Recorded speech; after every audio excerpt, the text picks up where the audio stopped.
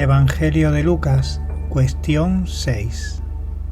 ¿Cómo obra la evolución a través de las diferentes culturas y periodos? En las épocas anteriores al Buda, nadie pudo hacer fluir por propia experiencia la doctrina de la piedad y del amor como ésta se expresó luego en el sendero de 8 etapas. En la antigüedad, los principios eran dados a la humanidad desde las escuelas ocultas por revelación desde lo alto.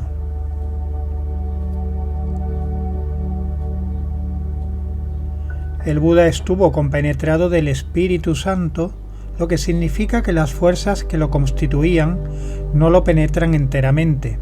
Así, lo espiritual influye desde afuera.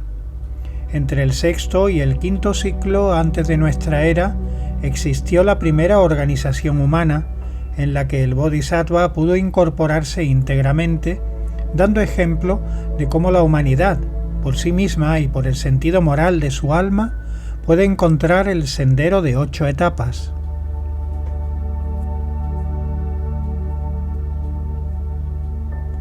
Para la evolución de la humanidad, las corrientes culturales más diversas deben fecundarse mutuamente de manera no lineal en el tiempo. Así, para que en el Asia Occidental pudiese tener lugar el advenimiento del Cristo, fue necesario que la evolución quedara retrasada frente a la evolución de la India, con el fin de recibir más tarde y con fuerzas renovadas ese mismo contenido.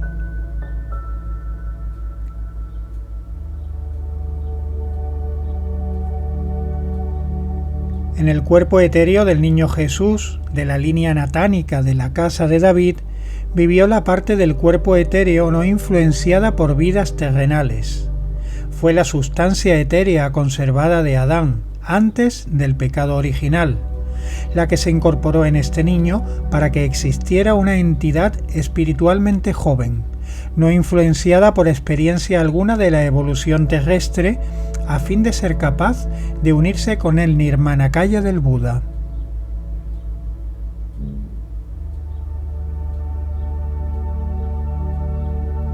El Buda ha dado a la cultura india el Dharma, como propia ley del alma, que le ayudará a purificarse y a elevarse a la máxima altura moral alcanzable sobre la tierra.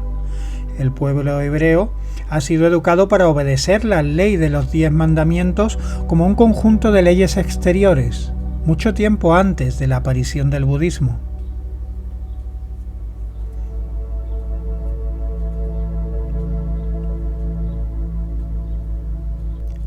La mirada del Buda se dirigió al interior del ser humano y la del pueblo de Zoroastro hacia el mundo circundante a fin de penetrarlo espiritualmente.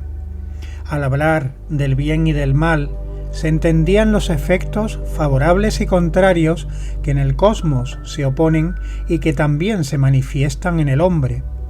Pero esta enseñanza no proporciona una ley moral personal.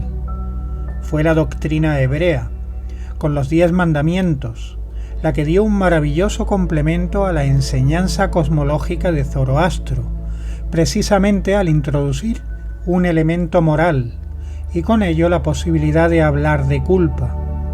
Antes de este elemento hebreo, el ser humano solo se consideraba que estaba poseído de fuerzas malignas cuando ejercía el mal.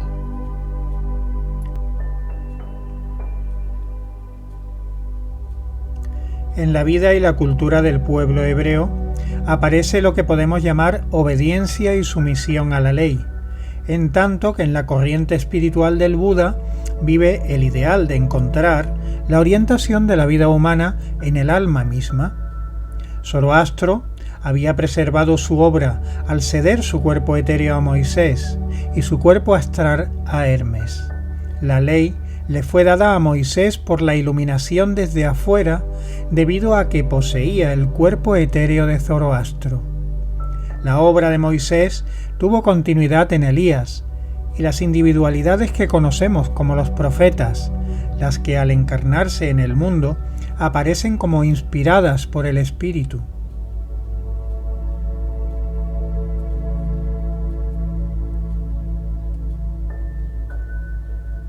Lo que provenía del espíritu de Elías no solamente era de la parte que vivió encarnada, sino de revelaciones de entidades divino-espirituales que le inspiraban.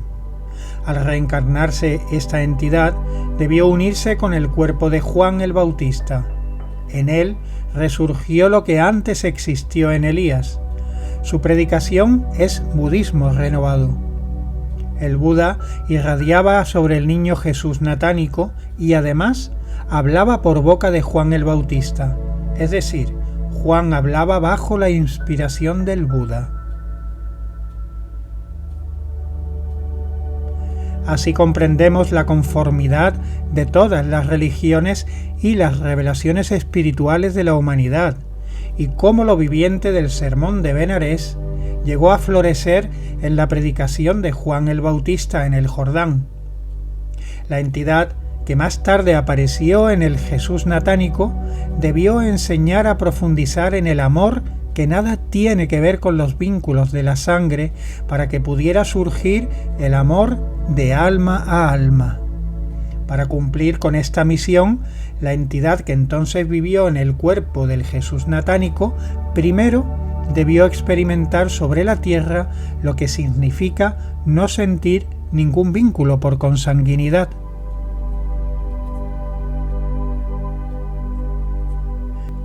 La entidad que hasta los 12 años de edad vivió en el Jesús salomónico y que en su cuerpo albergó a Zoroastro, pudo entonces trasladarse al cuerpo del Jesús natánico para albergar a otra entidad aún superior, la que se había preparado para la gran misión de predicar el amor general a la humanidad.